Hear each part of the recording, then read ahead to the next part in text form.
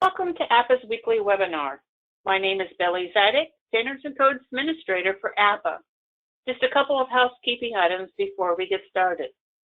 The webinar recording will be posted to the APA webpage later this afternoon. You'll receive a follow-up email in the next couple of days with a link to the webpage where all webinar recordings are housed, as well as a link to our upcoming webinars. We have webinars planned out through December 2020, and they are open for registration. Professional continuing education credits and AIACLUs are being offered for today's program. If you are an AIA professional requiring a certificate, please send an email to me at Billie, B-I-L-L-I-E, @apa.org, along with your AIA membership number if you have not done so in the past. All attendees are in listen-only mode. Please type your questions in the chat box and they will be answered in the order they are received. If we run out of time and we still have questions, responses will be sent directly to the person asking the question by one of our presenters. At this time, it's my pleasure to turn this over to Doug Litweiler and Jonathan Thomas. Gentlemen, take it away. Well, thank you, Billy, and thanks all of you for participating in today's webinar called Optimizing the Value of Your Computerized Maintenance Management System. We're going to be covering a lot of ground today in 45 minutes, so hold on to your seats. And it's my pleasure to introduce you to the president of BMOC, my boss, and all-around good guy, Jonathan Thomas. John? Thank you, Lit. So as Lit said, my name is Jonathan Thomas. I'm a professional industrial engineer, certified energy manager, and certified reliability leader. I've been serving the higher ed market since 1998, so for 22 years as a facilities management consultant via applying asset inventory, preventive maintenance programming, condition assessment, capital planning, FM resource estimation, modeling, and benchmarking services. With that, I'll pass it back to Lit.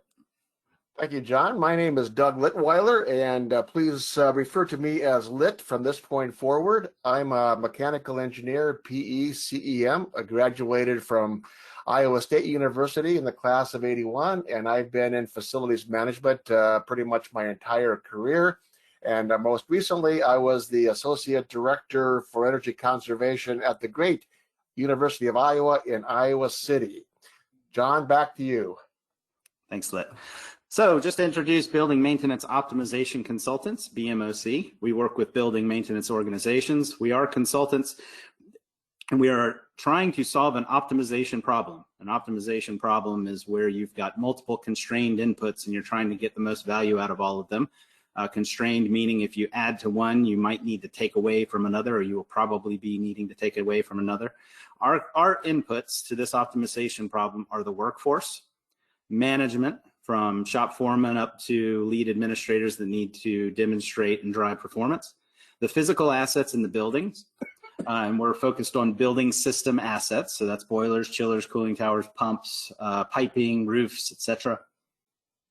And software applications, primarily the CMMS, but can also include document management systems and condition assessment software.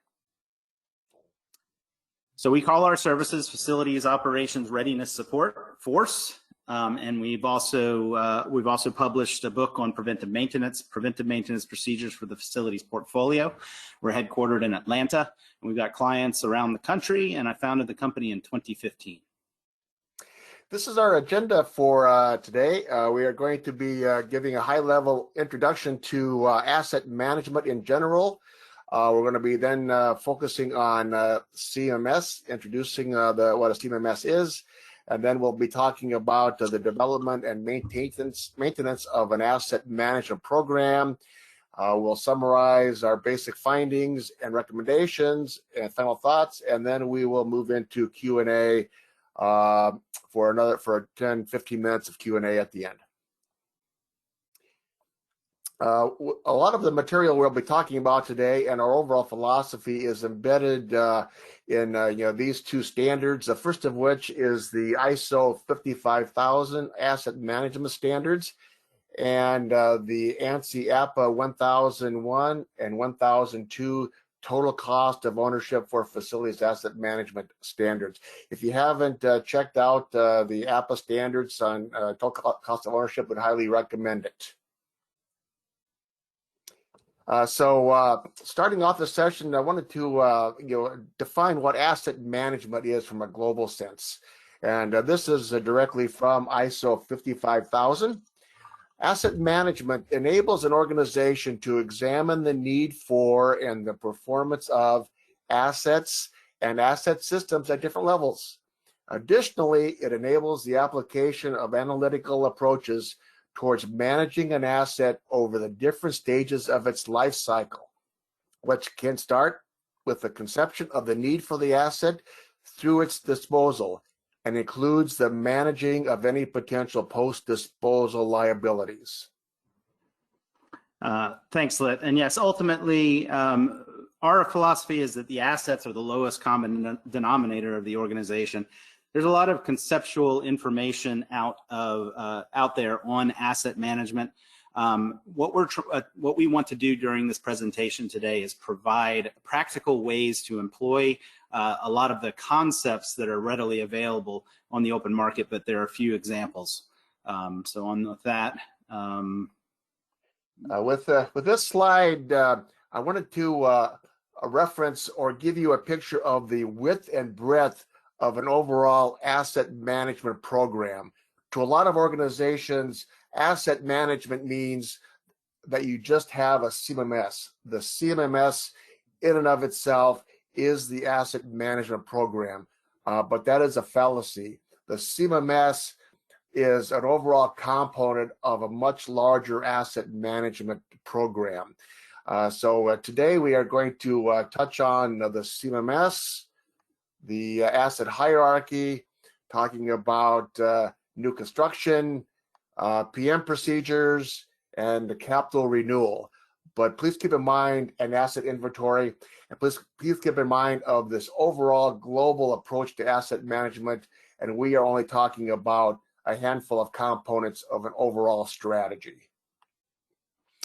And one of the previous slides where we talked about the definition of asset management, we really want to focus on the fact that the assets have a life cycle, starting with the conception of the asset system itself, planning and design, through the installation and construction, through the entire operating and maintenance life cycle, part of the life cycle, and then the capital renewal and the gray portion. And I wanted to emphasize is that asset management really should start at the conception stage. That's where it all begins. John? Sure, and that would be for new construction when many facilities management organizations acquire facilities or have those facilities foisted upon them, and in that case, the beginning of this cycle would be at the cradle stage. So let's begin talking about the computerized maintenance management system component of our presentation. There's a lot of acronyms that are thrown around or that exist out there in the market referring to software applications, one of them being ERP, that's Enterprise Resource Planning. A college or university may use this for everything, for all of their operations, as CMMS could be a component of the ERP. EAMS is similar. And there's I've seen some organizations and markets use the term CMMS and EAMS interchangeably. EAMS stands for Enterprise Asset Management System, and it's basically CMMS with some more functionality added to it. And then IWMS is Integrated Workplace Management System, and this is essentially CMMS and basically space management, real estate management, capital planning, and some other functionality built upon the CMMS. So each of these can frequently contain a CMMS. As I mentioned before, CMMS stands for Computerized Maintenance Management System, but a CMMS, just to make things more confusing, can also be a standalone software application. So for the purposes of our discussions today, we are talking about a software application that provides these functions, and we are defining that as CMMS. Primarily focused around work management, service requests, customer service, and then management of labor, management of assets. One thing I would like to mention is that we recommend that the CMMS is the asset database of record for the organization, the physical asset database. The building automation system is going to have an accurate database in it, but it's only going to be for connected devices. Facility condition assessment databases will have an asset database in them, but that data is done at varying degrees of granularity, and it may not line up well with how work orders are generated. So we recommend that the CMMS have the asset database of record for the organization, and that it be valued, and also that it be maintained. Here are some examples of CMMS applications available in the open market. I whittled this down to vendors that are highly visible in higher education. There's actually several other vendors out there serving manufacturing and transportation that have a much higher market share. But within higher education, these are some fairly common systems. AIM by AssetWorks is an IWMS. Maximo by IBM is an EAMS/CMMS. Tririga is another IWMS. And then SAP Plant Maintenance would be a component of the SAP ERP, just to give you some context there on the previously stated acronyms. And John, I did some research recently, and I wanted to get a sense of how many CMMS platforms are available in the marketplace. And there are actually hundreds of CMMS platforms available. And there's an item on one of the very last slides under resources. It's a website that you can go to look at all of the various CMMS platforms that are available. But there's a lot of them. Back to you, John. Thanks, Lit. That is interesting. So now we're going to tie the CMMS into the asset management discussion. So this is a chart from ISO 55000. So asset management is essentially the coordinated activity of the organization to realize value from assets. So the overarching management of the organization, you've got several activities. You've got mission statements. You've got corporate culture emanating from there. You've got the ways they do business, the nature of the business. Then we have asset management, and this is basically how the business interacts with its physical assets. And then the next level down, we have the asset management system. And the asset management system is going to contain assets like software. It's going to contain the processes and approaches. So imagine you have a software that helps execute the processes, but then you have outside of that business strategy, which the software is needing to support. So the business strategies and those processes are also contained in the asset management system, and they should be supported by the CMMS. Underneath this, we've got the asset portfolio. And this asset portfolio is the physical assets, and it is also the asset database in the CMMS. And the better that asset database reflects the physical assets in the portfolio, the better that CMMS is going to serve the organization in its asset management program. So now we'll talk a little bit about observations about CMMS. We recognize that it's very important. However, throughout the industry, the underuse of the CMMS is prevalent. And interestingly, what I have observed is that, and not in all cases, but in many cases, there are many problems cited by some of my clients that can be solved by paying attention to that lowest common denominator, the asset database in the CMMS. So take a moment to read a couple of these quotes and see if they strike a chord with you. Please.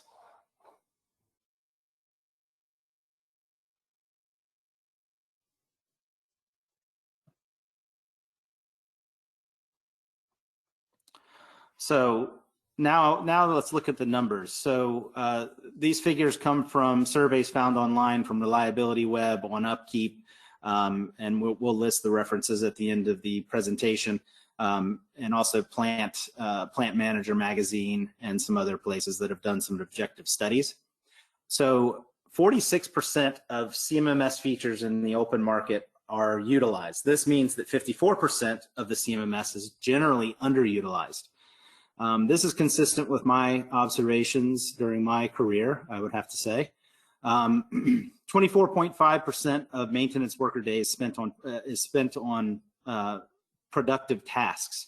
Again, the rule of thumb in the industry is that seems to be that the expectation is to get 1,400 hours of wrench time a year, 1,600 hours billable time. But usually, anecdotally, I get information that that they're getting about 600 a year, which is far short of that figure. There's a lot of wasted time spent traveling around the facility, looking for information, trying to communicate with people. A lot of wasted time waiting on instructions. 10% of organizations are not utilizing their CMMS for its designed purpose. And then this was a big one, and I thought that was very interesting, is that 70% of CMMS installations fail. And I actually believe I observed this at a client recently. So again, I'm going to reiterate, there are many CMMS applications and organizations that are using them quite effectively. This is not a blanket statement. There's everywhere, the markets everywhere in between not having a CMMS and wanting to implement one, having a CMMS and needing to improve it, and working well with their CMMS, but still needing to extract more value out of it. So in some cases, I'm observing distrust in reporting. So facility managers will say, well, yeah, we've got the ability to report, but I don't know if the data is any good. Little confidence in the effectiveness of technical staff. General distrust and disinterest in the CMMS, and when I mention this, I'm talking, from top to bottom in the organization. It's usually a fragmented perception of that CMMS. I've observed bad data, and I would say that I formed BMOC on the hypothesis that facilities management operations could be improved significantly by improving the data. Stalled out asset inventory work, wanting to do this work in-house and trying to get their staff to do it, and then finding that it took a lot more time than expected and was much more complicated than expected. In this presentation today, we'll hopefully talk about some topics that will help with that. I've observed some adversarial relationships between operations and IT.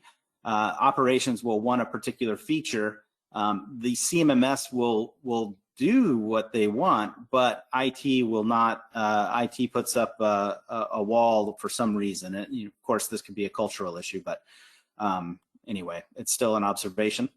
And then no strategic direction for the data. The data can corrode over time if there's no reason for, no real functional reason for the way the data is developed in the system. And next is a pretty big one, over-reliance on the CMMS vendor for guidance on the content. The CMMS vendors are very knowledgeable on the content of a CMMS, and they've seen every which way to skin a cat, and they're, again, quite knowledgeable. Unfortunately, they're not on the hook for how the data is developed. They will help you implement it, but it's not their responsibility for it working. So sometimes there are data problems where the customer expects CMMS vendor to fix it, but it's really not something that's within their purview. So what we see in the industry is a lot of this, and I'll let you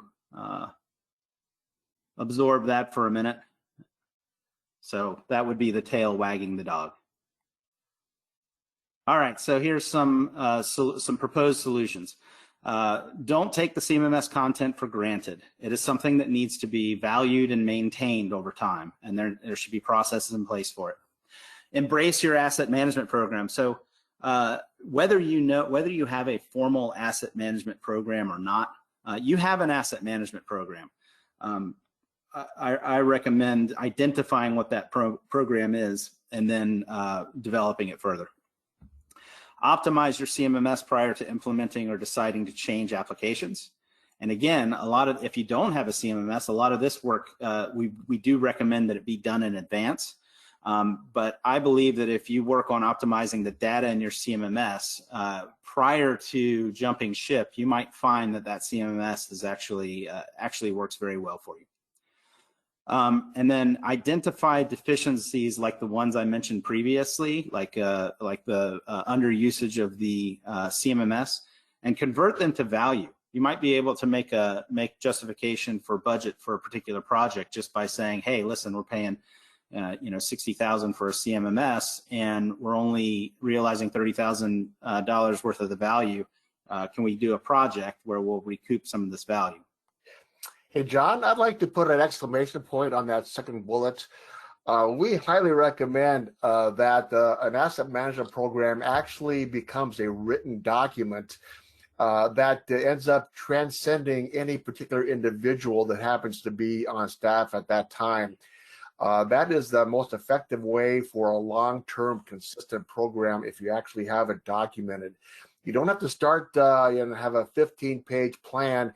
Start with 2 pages, and then as your plan matures, add a 3rd page and a 4th page. But we would strongly recommend at least giving consideration to putting your asset management program in writing. John, back to you.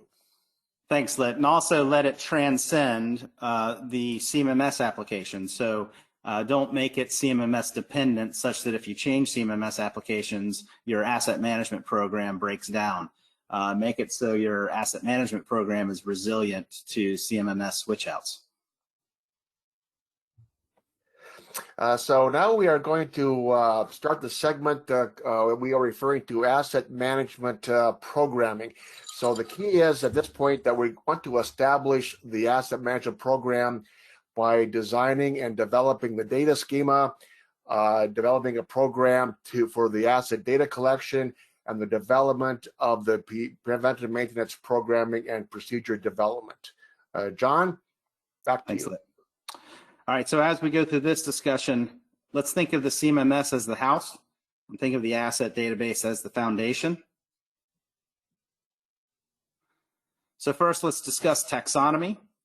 So BMOC recommends using the Uniformat 2 taxonomy, and this is pretty common in the industry. I think pretty much everyone uses it. Even OmniClass is a combination of master format and Uniformat. But the benefit of using a taxonomy like this is it allows you to roll up your reporting. It allows you to organize your assets and basically get started on that strategy. One of the places where an asset inventory effort fails when using your own internal staff is that there's no strategic discussion before the work gets started. And the taxonomy here is a great way. First of all, it's a standard.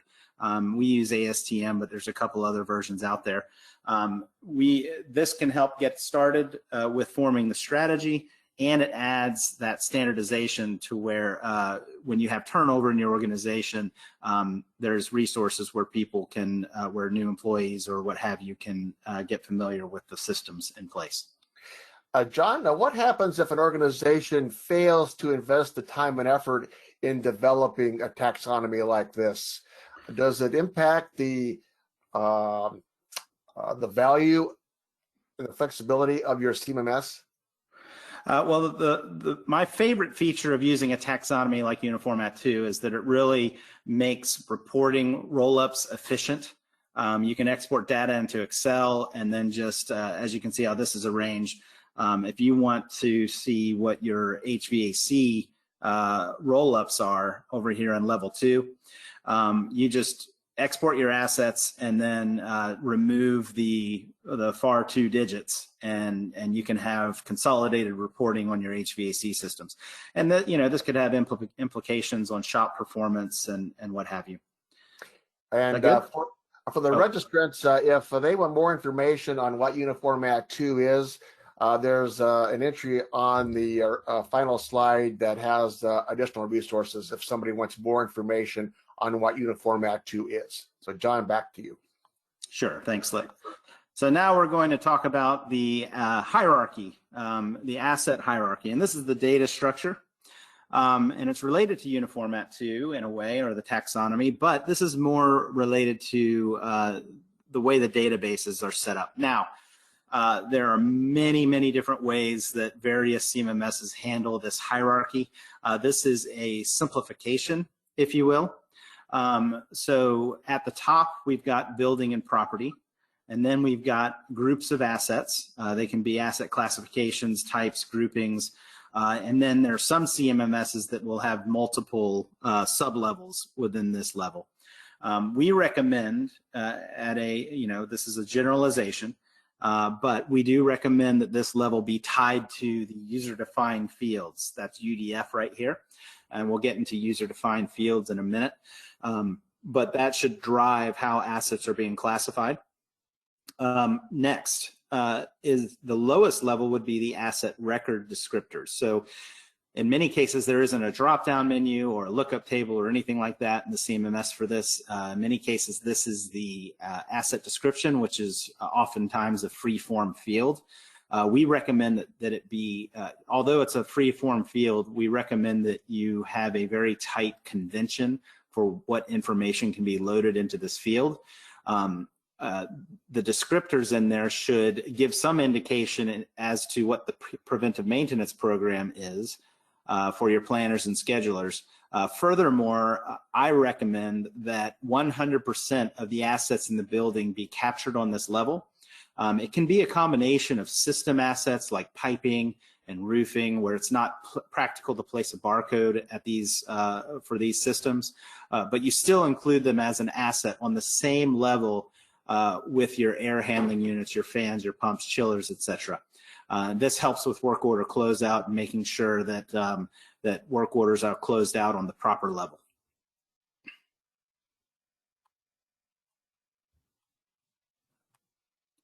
So next would be the user-defined fields, as I had mentioned, and they're called various things, but these are fields that are tied to the asset records, and they are beyond basic fields like make, model, and serial number. But we recommend that there be a classification of some type where when you save that asset, these fields are automatically brought in to make it easy for data entry. These fields are needed for analysis and reporting. You can do energy assessments using the information. You can get your parts and set up parts inventories and get that module set up. This allows for a way to do it while you're doing the asset inventory. Very important fields includes capacity, power supply information, motor data. Some CMMS applications have a set motor tab or field for motor information, but not all assets have motors, so that's not always useful. If you don't have one of those preformed fields, then set up your user-defined fields to collect the motor data. Renewal data, in many cases, you can add your renewal data to the CMMS, and it's just a reporting function, and you can have you basically do capital planning and do repair replace decisions if you have that data in the system. Many CMMS applications today actually are starting to have capital planning features built into their application. Next is consumable parts. As I had mentioned previously, you can store them here temporarily, and then hopefully your CMMS has a better place to store that. So some CMMS applications may have program fields for certain data. An important part of this asset management program is to learn where the best place to store this disparate information is in that CMMS, so you can get the most value out of it. All right, so the house on the left is a house built on a good, it's a CMMS built on a good asset database. The house on the right is the opposite of that. So that's what can happen. Watch out. All right, next, we'll talk about investing the assets in the system, asset investiture. So this is the inventory and data collection process. There's a lot that can be said on this, and this is just scratching of the surface. First thing I would say is understand that it's not easy or fast. One could say it's not easy, fast, or cheap. The assets should be physically labeled when applicable. I've seen a lot of organizations try to do the asset inventory without applying labels. The labels are tremendously helpful. And we don't need to go into it too deeply, but it gives it cuts down on inappropriate asset application to a work order.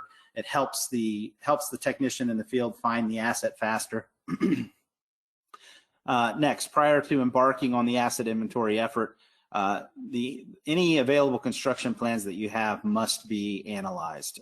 Even your guys or girls who've been working there for 10 years, there may be an asset that's kind of escaped their knowledge.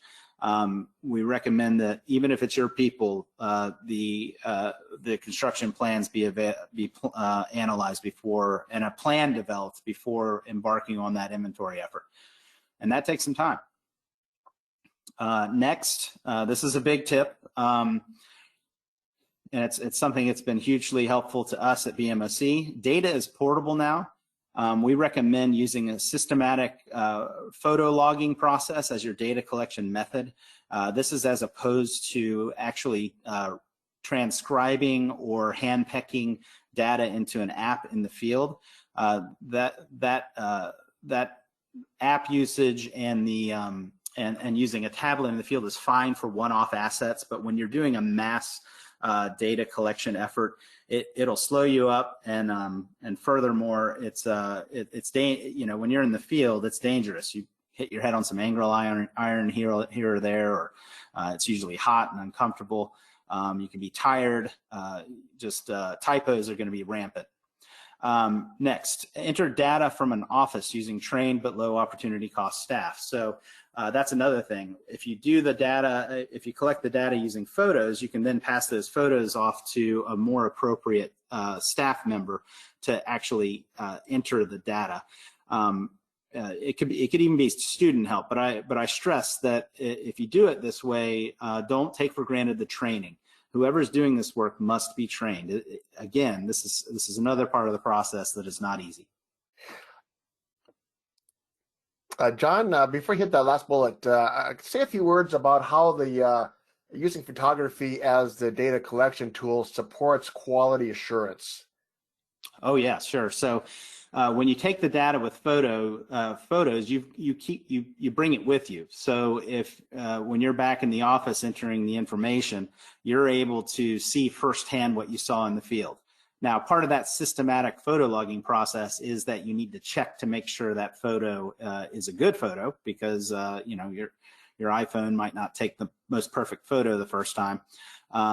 But it gives you something to check when you get back, and you may not have to run back into the field to check an error. You might be able to do it from your desk. So.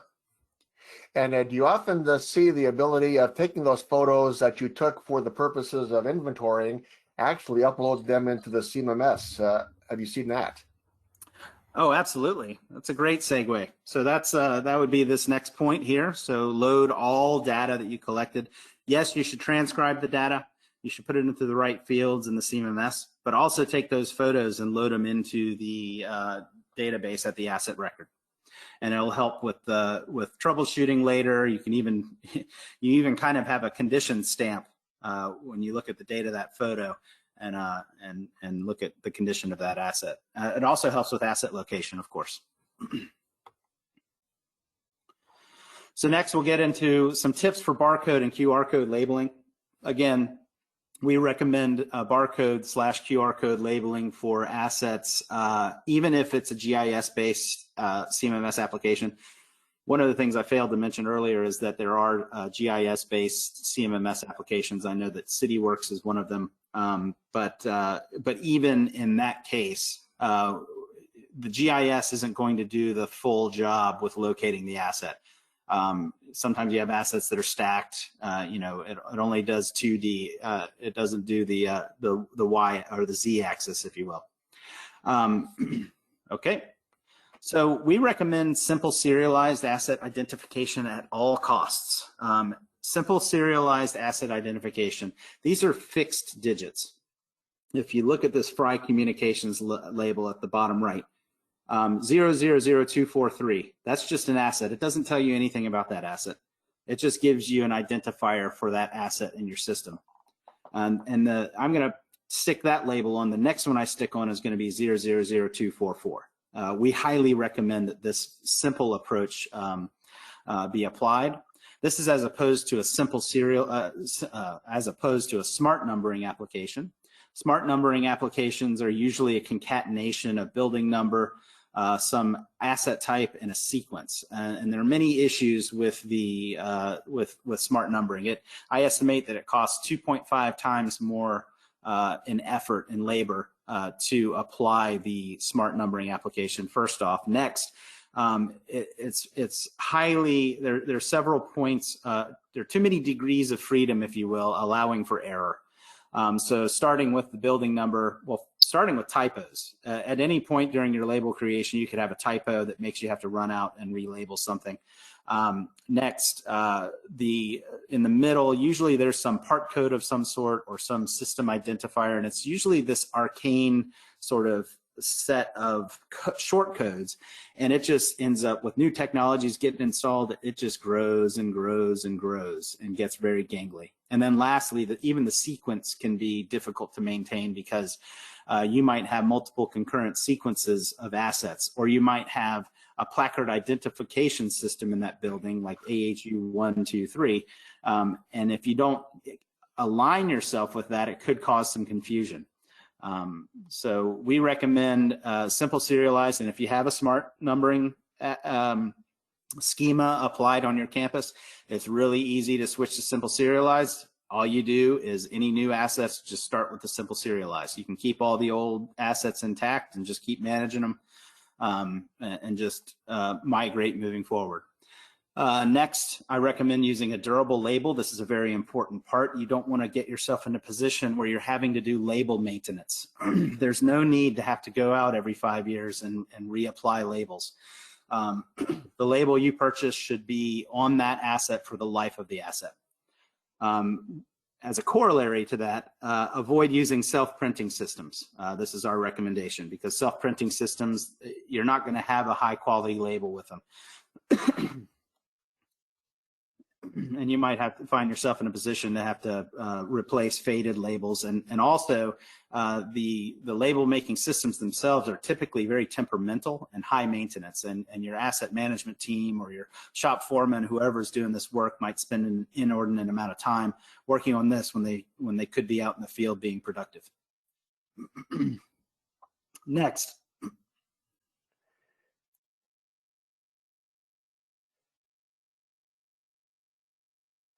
Sorry about that.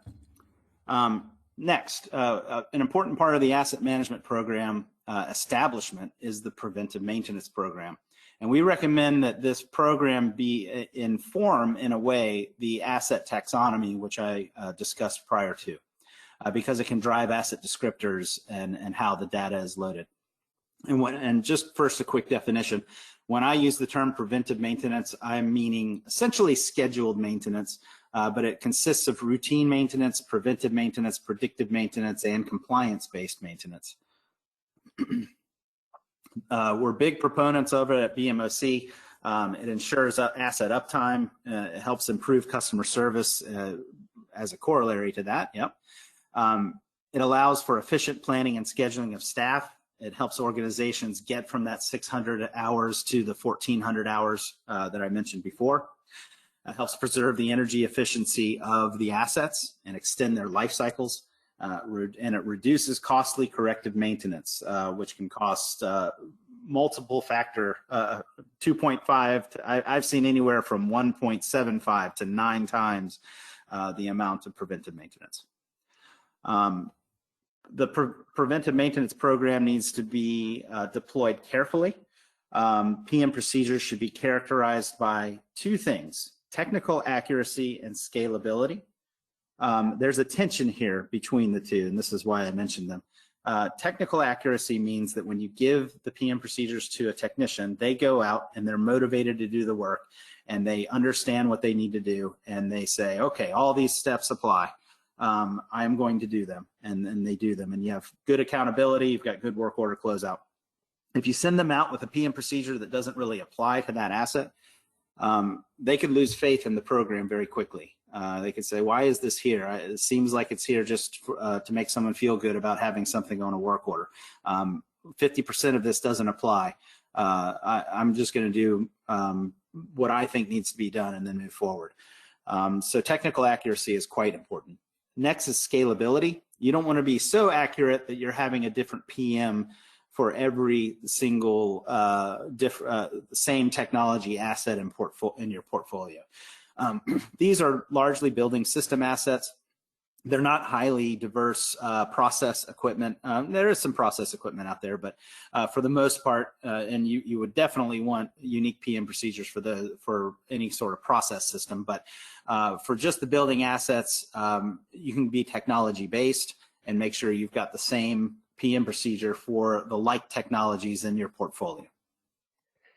Hey, John, can you say a few words about the importance of looking at an asset, not just at the specific asset, but the overall assembly, and developing a PM procedure for that assembly as opposed to just that specific asset? Can you talk a little bit about that?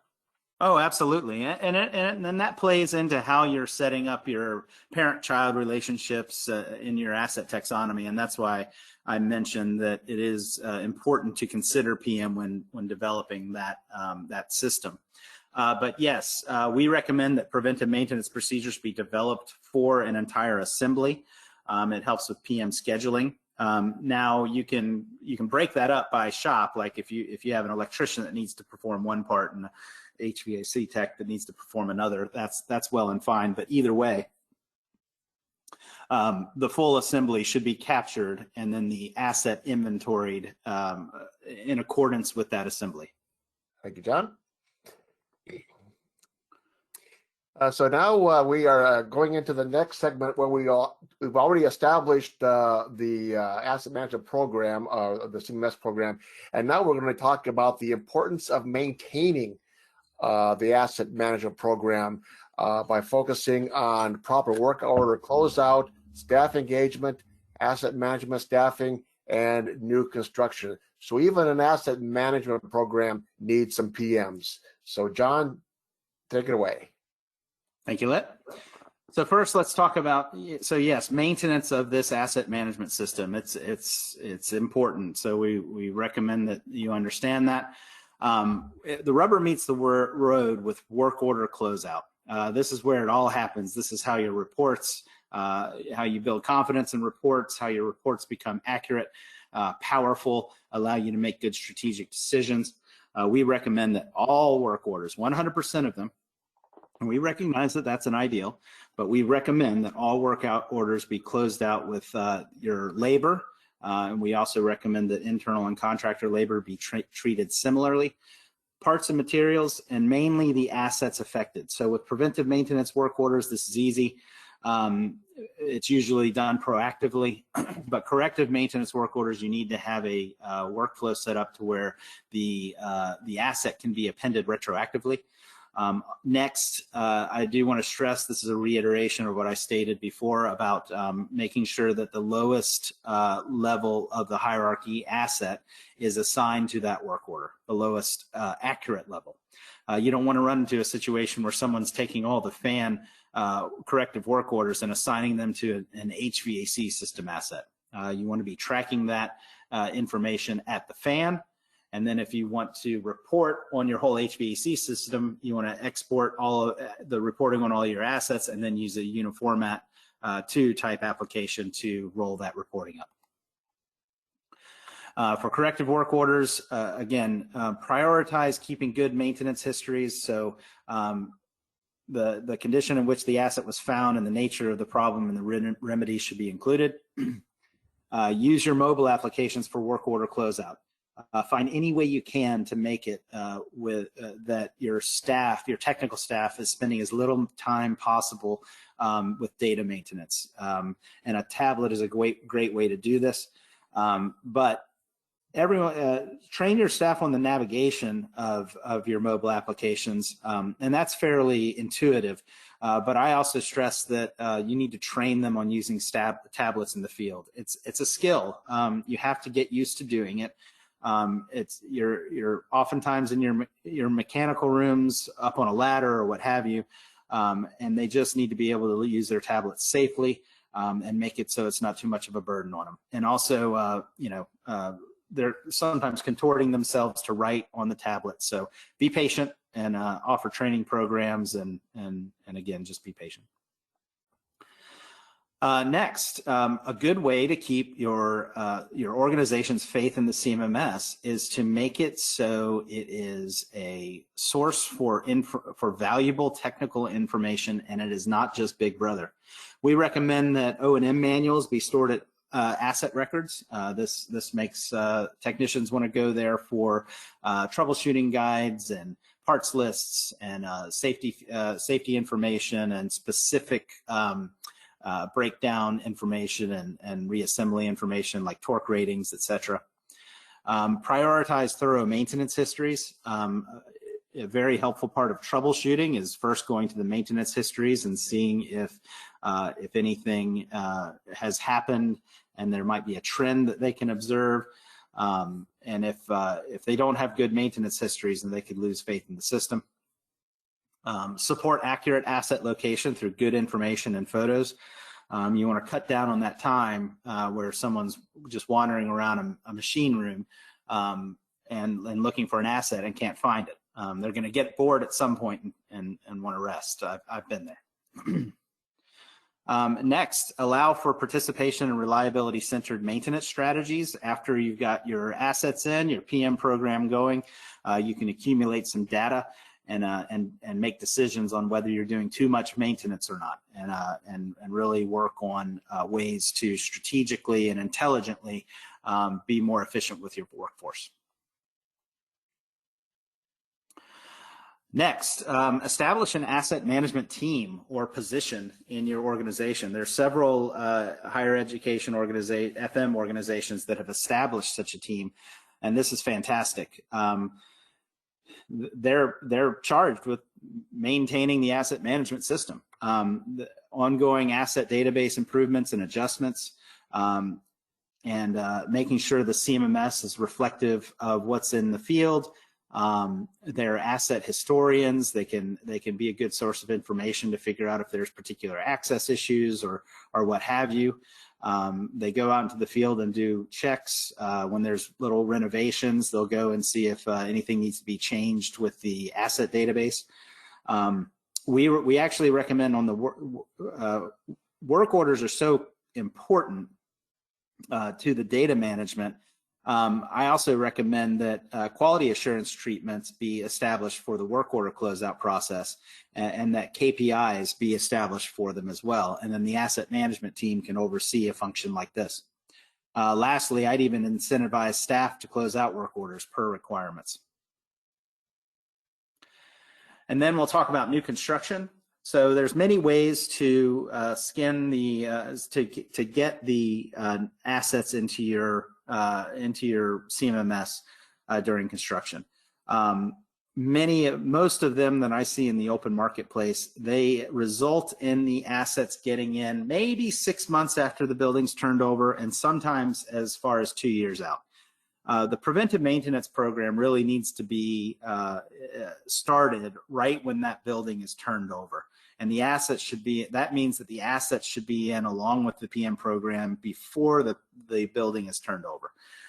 Just throwing this out there that BMOC provides such a service where during a new construction project, we come out and do the asset inventory, get firsthand data. We don't aggregate it. We don't collect it from various sources. We just get straight to the point, go right up to the asset and fully catalog it and get it into the system such that it's all the way into the CMMS before that building is turned over. Sure, there's some lower priority assets that don't make it in because they're not installed until very late in the process. But I did want to, we are written into capital projects for some of our clients. So I wanted to make sure to mention that that's available because it's not very well known.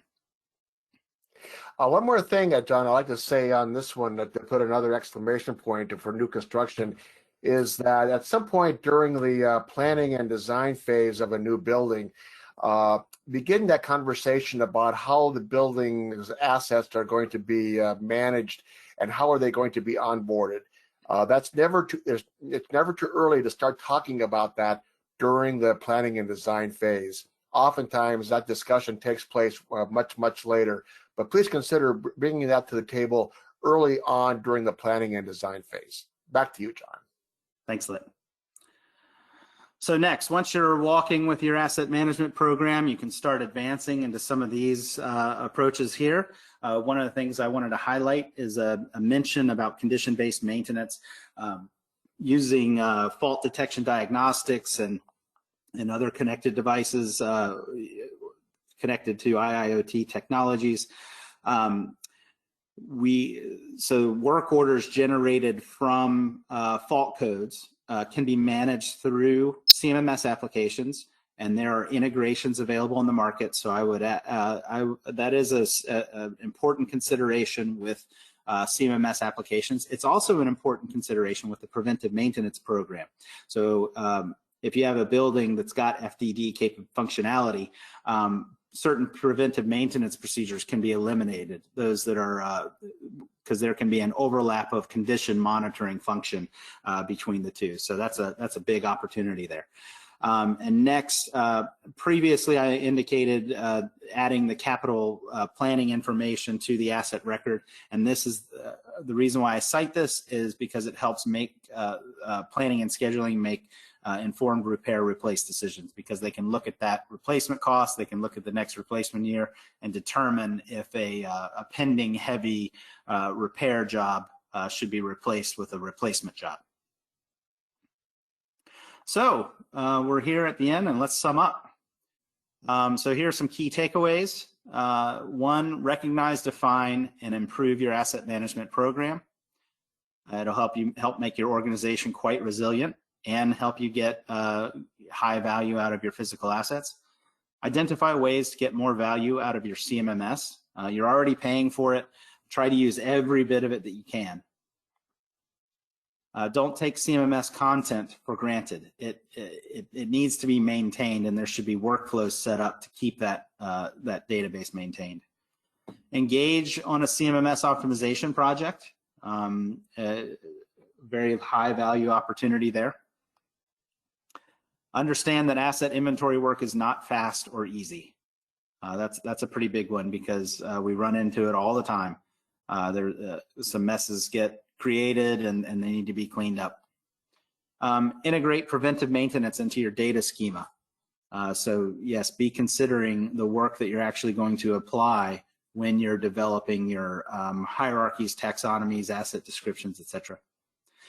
Make work order closeout a strategic priority for the organization, and let the dog wag the tail.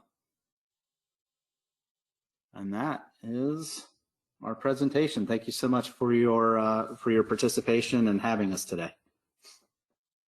And thank you, Lit and Billy. My pleasure. Thank you. We have a lot of questions for you, and it looks like we probably won't get through a lot of them. But just to remind everyone that Lit and John will receive all of these questions, and they will respond directly to you. So let's see how many questions we can get through. A quick first question is, how do you identify UDF, and what would you suggest are the mandatory fields? So UDF would be user-defined field, and it would be a field associated with the asset record in the CMMS, and it should support replacement of the asset. It should support engineering studies such as energy efficiency studies. It could support bulk purchasing approaches. I'm trying to run down the list of the user-defined fields that we recommend, and there's just so many different sets that they all provide such different functions. So it also helps with estimating your labor costs for PM, and also drives renewal costs as well, especially when you're talking about capacities. And Thank you. And you can reach out to this person, in an email too, to give them more detail. Our next question is, could you please briefly address tying BIM and CMMS together? Tying BIM and CMMS together. Okay, sure. So I know that,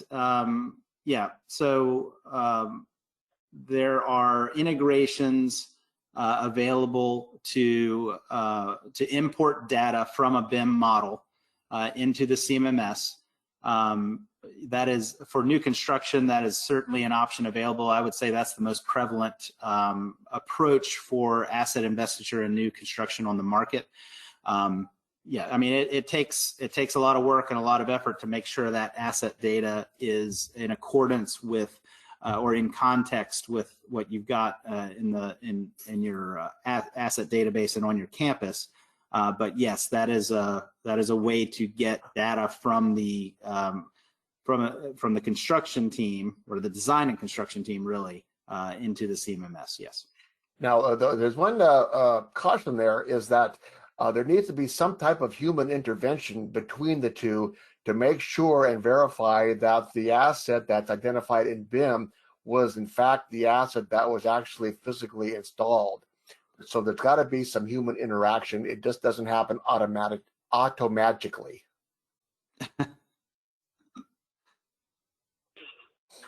Thank you. Next question. Do you recommend doing all of the data schema, including taxonomy, hierarchy, UDF, or picking just one? It depends on how the CMMS is set up, but yes, I would recommend developing a scalable approach at the outset. Everything you can think of, I would put it in there. Even things like custodial and grounds equipment that needs to be maintained. Yes, I would get it all in there and make it so the schema is scalable. Even take into account things you may not have thought of, and make sure you've got, again, some scalability there that will allow you to capture more things as they emerge. And the key point is to remember our slide where it showed the house that was built on a shaky foundation and eventually collapsed.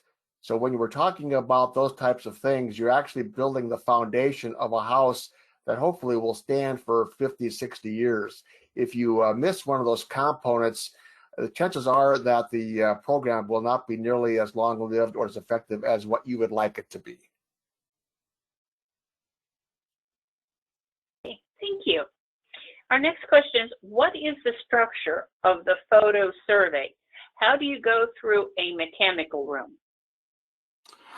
Sure. So I recommend getting a picture of the room number, and it's not always there, so sometimes we take pictures off plans.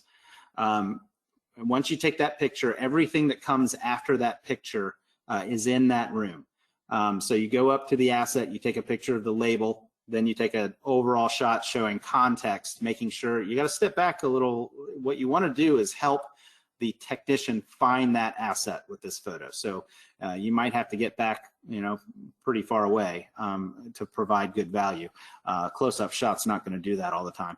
And then you take, the main nameplate, and then after that, it's any sort of support photos of significant child assets, other sub-component nameplates, anything else that might influence the maintenance program or the understanding of the technician before they go out and service that unit.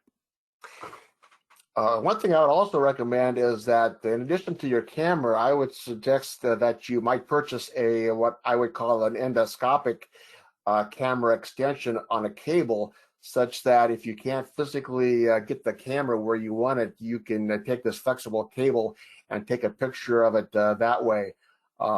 Sometimes it's very difficult to get the camera where you want it for an asset that's located in an area where it's hard to get to. You can call it a selfie stick, Lit. A selfie stick, or actually physical cable that you can arrange with your finger and actually put the end of it where you want to see it. But anyway.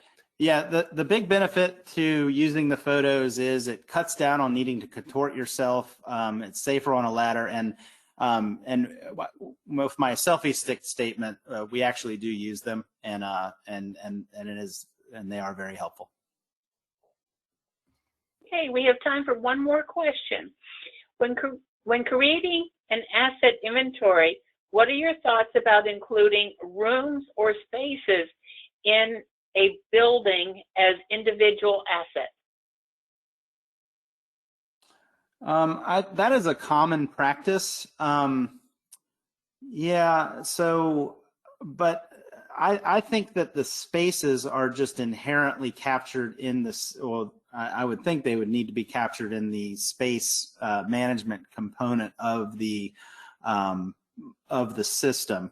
I much more prefer actually having an asset and then an actual physical asset that needs to receive maintenance of some sort. So yeah, it's just not, it's not, I'll be honest that it's not something that we deploy. But if we were to go to a client site and they had that in place, we would do a very rigorous analysis to see if we recommended a change, we would have to have good reason for it. But we have not deployed that